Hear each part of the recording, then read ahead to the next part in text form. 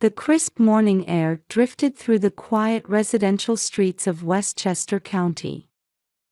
The maple leaves were beginning to turn red, and frost had settled on the front yards.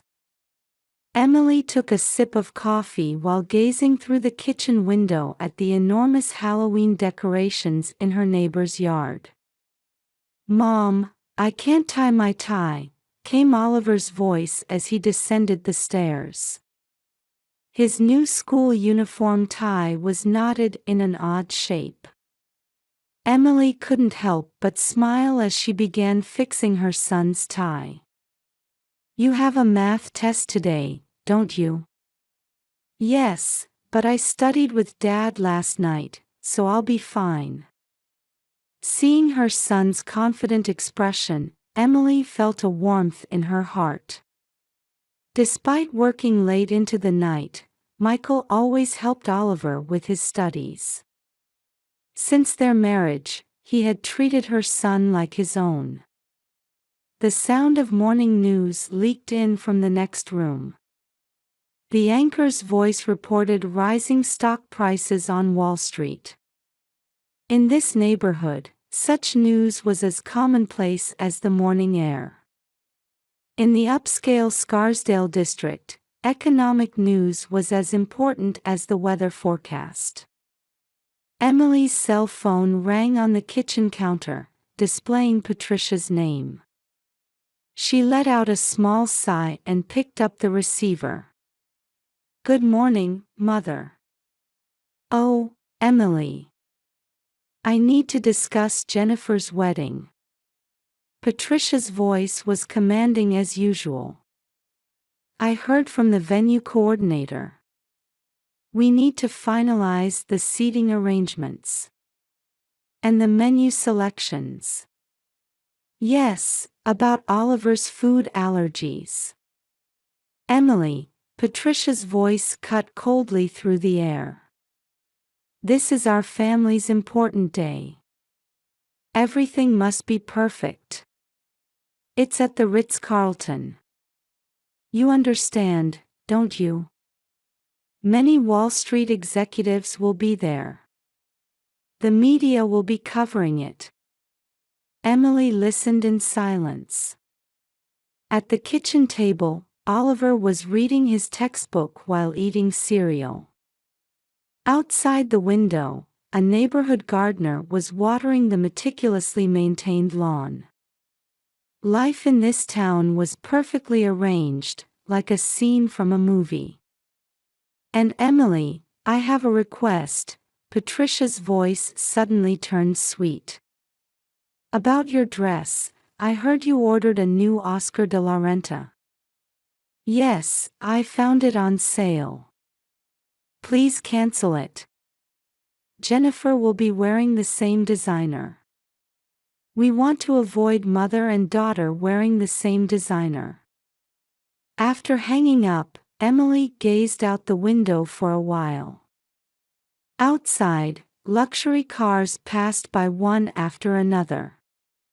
The polished BMWs and Mercedes reflected the morning sun blindingly.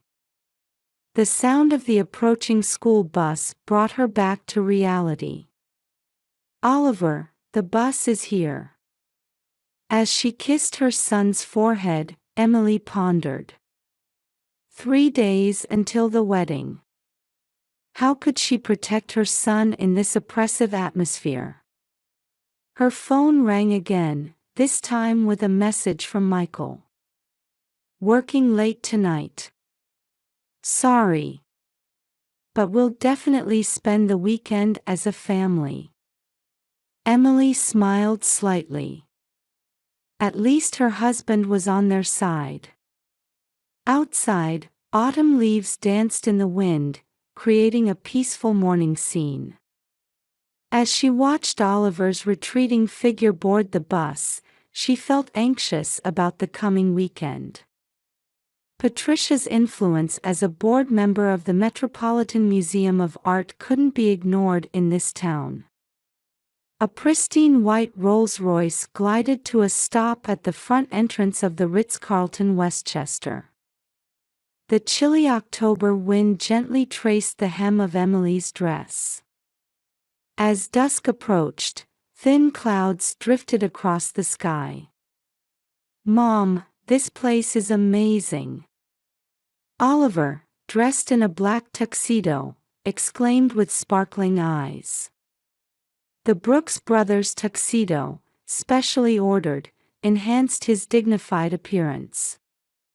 He took pride in being able to tie his bow tie himself after much practice. "It certainly is." Before them stretched a luxurious red carpet, with uniformed staff lined up neatly. The air was filled with the scent of elegant perfumes. Luxury cars arrived one after another, with notable financial and artistic figures stepping out. Board members of the Metropolitan Museum of Art made their appearances, exchanging graceful greetings. Ascending the stairs, they entered a grand entrance hall adorned with crystal decorations. Tall vases held pure white Casablanca lilies and pale pink roses. 18th-century French tapestries adorned the walls, with many guests already engaged in conversation before them. Michael hurried over. His expression showed a hint of strained tension. His navy Tom Ford suit seemed a bit more formal than usual. "Mother's looking for you. The photo session is about to begin." The luxurious grand ballroom was overflowing with more than 300 guests. The soft light from the chandeliers gently illuminated Jennifer in her Vera Wang wedding dress. Beside her, her fiancé, a Wall Street investment banker, posed for photos with his new family. Patricia, wearing a salmon pink Oscar de la Renta dress, displayed a perfect smile. She looked as if she had stepped out of Vogue magazine. Around her neck sparkled a Cartier necklace, said to be a family heirloom. "Photos can wait. First, let me show you to your seats." Their assigned seats were at the edge of the venue. The table was set with a pure white tablecloth and delicate flower arrangements. Table number 13. Emily sighed quietly at the unlucky number. At the main table, Jennifer's college friends were taking photos for social media. Her Instagram followers already exceeded 50,000, and details of this wedding would surely be circulating within hours. As the reception began, the appetizer of Maine lobster salad was served. The plates, garnished with edible flowers, were works of art themselves. However, only Oliver's plate remained empty. "I'm sorry." "The children's menu." The waiter began apologetically but quickly departed after catching Patricia's sharp glance from across the room. At surrounding tables, bisque soup was being served. Its rich aroma wafted through the air. Oliver looked up at his mother anxiously. Whispers began from nearby tables. A woman who appeared to be the wife of New York Presbyterian's director tilted her head while discussing something. "It's all right." As Emily squeezed her son's hand, Patricia's voice, microphone in hand, rang throughout the venue. The background music quieted, and all attention turned to her. "Ladies and gentlemen, thank you all for gathering here today to celebrate our beloved Jennifer's special day." Patricia continued speaking with a perfect smile, her expression showing a hint of triumph. The venue's spotlight illuminated her, making the Cartier necklace sparkle in rainbow colors. "Today is a special day. Only real family is here." As laughter filled the venue, Oliver quietly lowered his head. Emily could see his small shoulders trembling slightly. A tear fell onto the pure white napkin on the table. Emily slowly stood up. The screech of her chair seemed unusually clear in her ears. "Oliver, let's go home." Her voice was quiet but firm. The movement of the waiters, trained at luxury restaurants, momentarily froze. "Emily, wait." Michael's voice called from behind, but she didn't turn around. Just before leaving the ballroom, she caught sight of Patricia and Jennifer's satisfied smiles. The next morning, Emily's smartphone rang persistently. The screen was filled with countless notifications. It was still before the alarm clock was set to ring. "Emily, something terrible has happened." Jennifer's voice on the phone was on the verge of tears. Someone had recorded the wedding speech and uploaded it to social media. It had already recorded hundreds of thousands of views and was being shared widely. "This isn't what was supposed to happen. My followers are angry. Real estate contracts are being cancelled one after another." When Emily went downstairs to the living room, the incident was already being reported on television. The local news program was showing footage from the wedding at the Ritz-Carlton. "Mom, I don't want to go to school." Oliver's small voice came from the top of the stairs. He was holding his smartphone. It seemed he was receiving messages from classmates. Just then, the doorbell rang. The monitor showed Patricia, without makeup, at the door. "Emily. Open up. Please." When Michael showed his mother in, Patricia's face was pale. Her smartphone trembled in her hand. "I received a call from the Metropolitan Museum of Art board. They're suspending all my support activities. New York Presbyterian too." Her voice shook. Emails kept arriving on her screen, all announcing the termination of their relationships with her. "Please, do something. Make a statement from your side." "From me?" Emily's voice was calm. At that moment, Michael's smartphone rang. It was from his father. "Father is calling an emergency family meeting," Michael announced with a serious expression. "He wants everyone to gather at his house immediately." The morning in the upscale residential area was as quiet as ever. However, a storm was raging on social media. Various media outlets had begun reporting, and prominent figures were responding one after another. When they arrived at Patricia's home, George was waiting in his study. His usually gentle expression was stern this time. "Patricia," his voice was low and heavy. "You have damaged our family's honor." Outside the window, reporters could be seen. The social media storm had already spilled over into the real world. "I received calls from the trustees of my charitable foundation. All donations are being frozen," George continued quietly. $1 million in annual activity funds, gone overnight." Jennifer burst into tears. She said she had received word from her fiancé's investment bank that they wanted to consider postponing the wedding.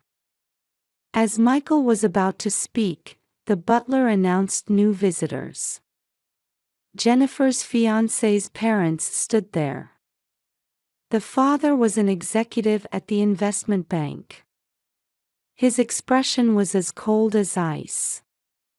"This is not just about a wedding incident," the fiancé's father began. "It's a serious matter that affects our company's reputation.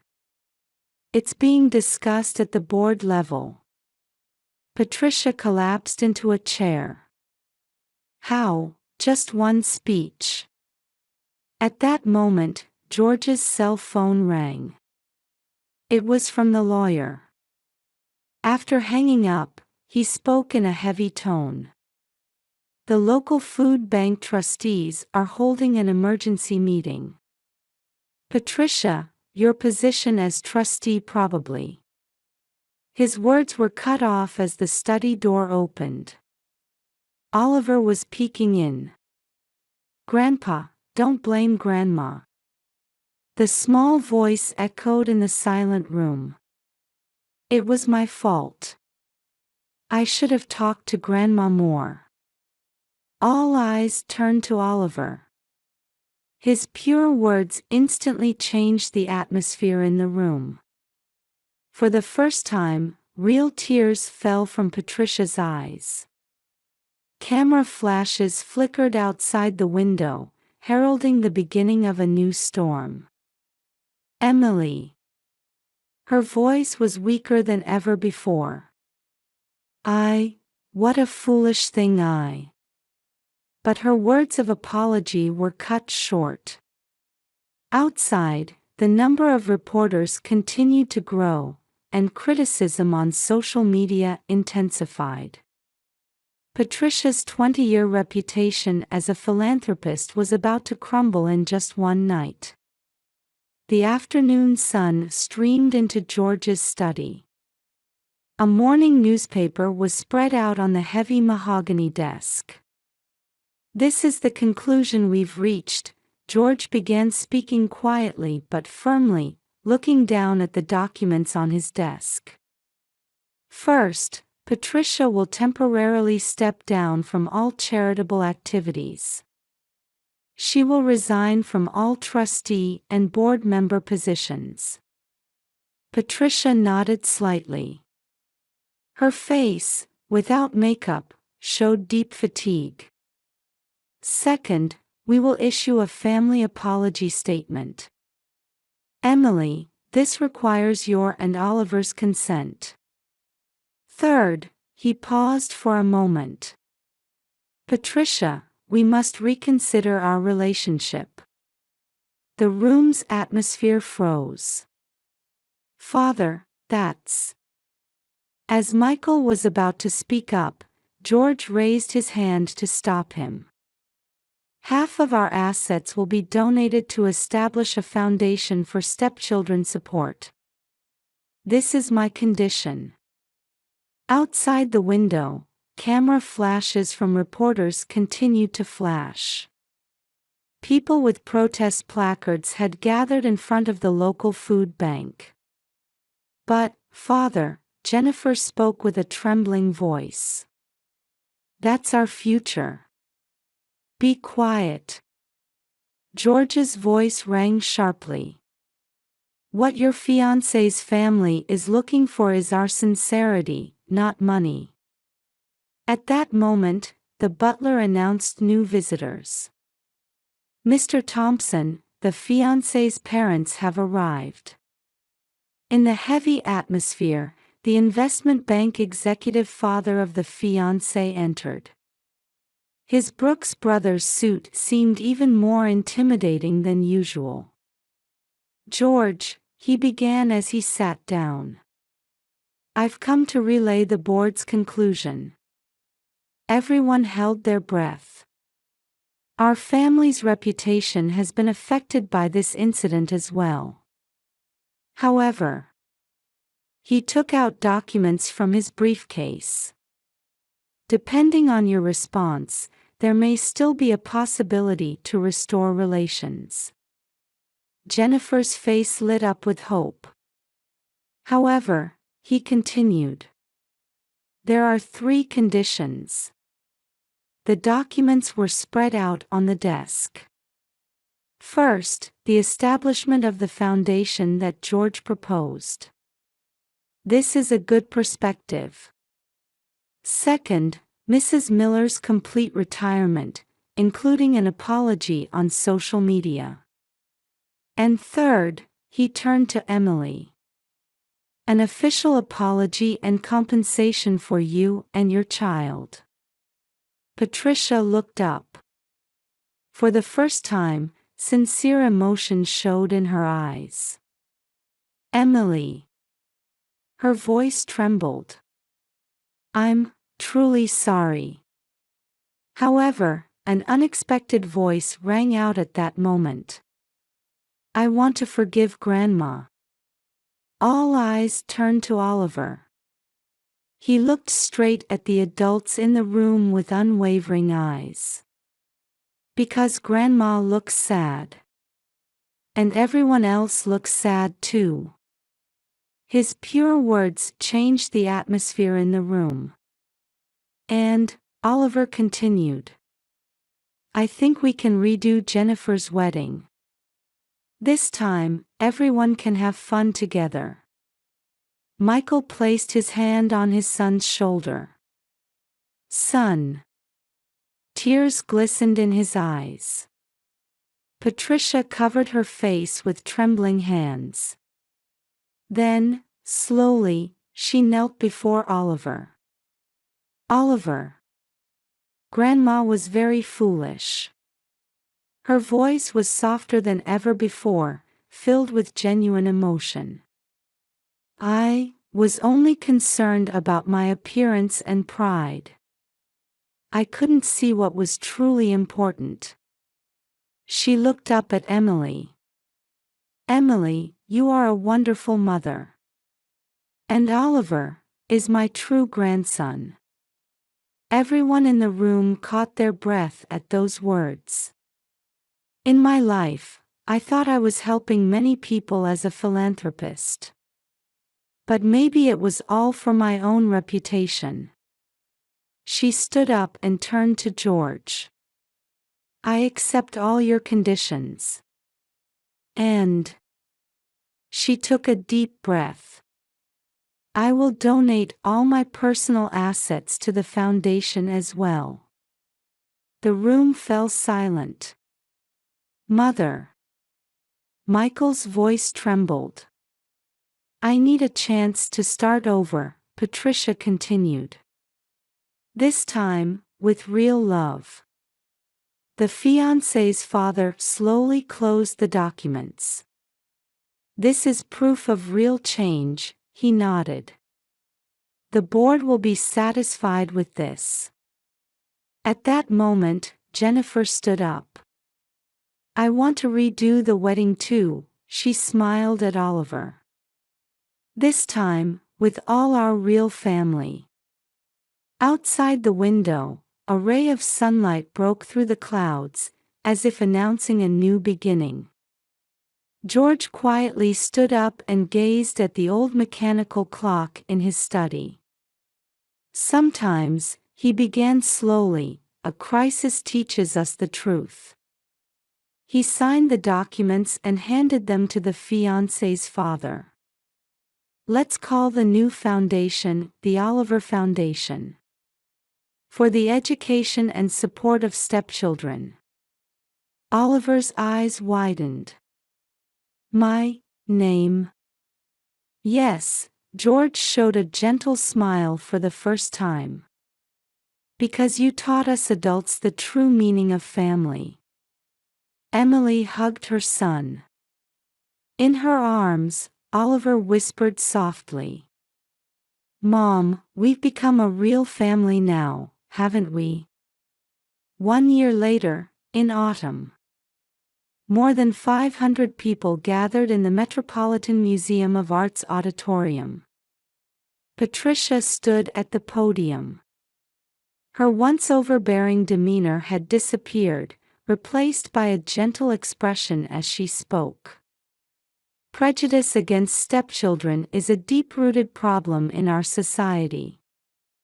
Among the audience were representatives from various family support organizations. A year ago, I realized my own foolishness. Pursuing only appearances and face, I couldn't see what was truly important. Emily and Oliver sat in the front row. Oliver, now 9 years old, had grown a bit taller. The Oliver Foundation has already supported over 100 stepfamilies. However, this is just the beginning. After the lecture, the director of New York Presbyterian approached. "Patricia, this is a wonderful change. The board is considering your reinstatement." But she quietly shook her head. "Thank you. But I have a more important role now." That weekend, Oliver's 9th birthday party was held in the Thompson family's backyard. Instead of luxury catering, there was a homemade birthday cake that Patricia had baked herself. "Grandma, this cake is so delicious." Patricia's eyes moistened at Oliver's innocent smile. Families who volunteered at the local food bank were also invited to the garden party. Children played together, regardless of their social backgrounds. "I can't believe it," Jennifer said, arriving with her new husband. Her wedding had been held 6 months ago, in a smaller, warmer atmosphere. "How our lives have changed so much." Her Instagram no longer showed pretentious posts. Instead, she shared moments from stepfamily support activities and genuine family time. Her follower count had increased, and the hashtag #RealFamily had sparked a new movement. George was talking with Michael in a corner of the garden. About the Oliver Foundation's new project, he spoke with a gentle expression. "We're considering support for education through college." "Dad, that's wonderful." "Yes. This is how our assets should have been used." Toward the end of the party, everyone gathered for a commemorative photo. "Everyone, come together," Emily called out. "Oliver, sit in the middle," Patricia gently guided her grandson. Before the photographer could set up, Oliver suddenly stood up. "Wait. Come closer together." He began arranging everyone in a circle, taking their hands. "Because we're a real family, aren't we?" His words brought tears to the adults' eyes. A real family isn't about blood ties or anything like that. Oliver continued with a serious expression. "It's about hearts being connected. That's what's most important." The shutter clicked. In that moment, everyone's expressions showed not manufactured smiles, but genuine happiness. That night, Patricia was writing in her diary in her room. "Today, I gained the most valuable treasure in my life," she wrote, gazing at the family photo from earlier. "It's not perfect appearances or social status. It's the bonds of a real family." Outside the window, the evening sky was turning a deep indigo. And new stars were beginning to shine quietly.